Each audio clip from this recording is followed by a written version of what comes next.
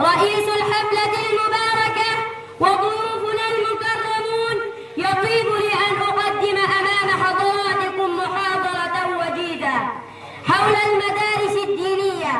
أيها السادة، إن من امتنان الله عز وجل على هذه الأمة المحمدية إنزال القرآن الكريم لهدايتهم وإصلاحهم، حيث يقول ربنا تبارك وتعالى: كتاب أنزلناه إليك لتخرج الناس من الظلمات إلى النور واعتنى بحفظه كما في التنزيل.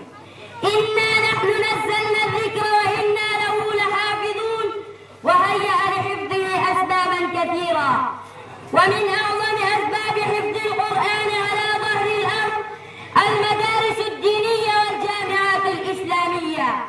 وأول مدرسة في الإسلام التي أسست في قلب جزيرة العرب هي دار أرقم بن أبي أرقم، ومؤسسها ومعلمها السيد ولد آدم عليه أفضل التسليمات بنفسه. ثم أسست تلوها مدرسة الصفة في مدينة الرسول صلى الله عليه وآله وسلم. ومدارسنا وجامعاتنا اليوم فروع تلك المدرسة. أيها الإخوة، المدرسة تؤدب الإنسان وتثقفه، المدرسة تعلم الناس القرآن، المدرسة تربي أولادكم تربية دينية. لو لم تكن المدارس على متن الأرض ما وجدتم عالما للكتاب والسنة ولا حافظا للقرآن، بل أقول لولا المدارس الدينية لهوى الناس في قعر الضلالة والغواية.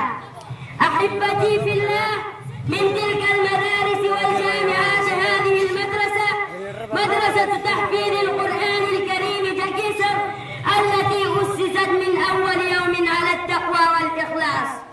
لمسجد أسس على التقوى من أول يوم. هذه المدرسة أسست قبل ربع قرن، وما زالت تنور هذه البقعة بأنوارها وتنثر فيها يواقيتها وتعطرها بالرياح الطيبة. وفي كل سنة تحفظ فيها القرآن جم غفير من الطلاب، وتجود القرآن عشرات من طلبة العلم كما أمرنا ربنا عز وجل. ورتل القرآن ترتيلا.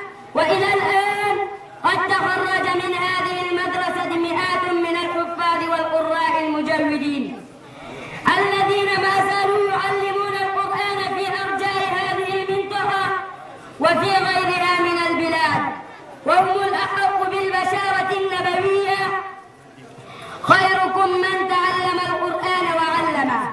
وأخيرا، المدرسة الدينية في العالم كالروح في الجسد، ونحن في هذا الزمان أحوج إليها من غيرها، وخصوصا لهذه المدرسة شرف وفضل لا يخفى على أحد كالشمس في وسط السماء، والفضل ما شهدت به الأعداء.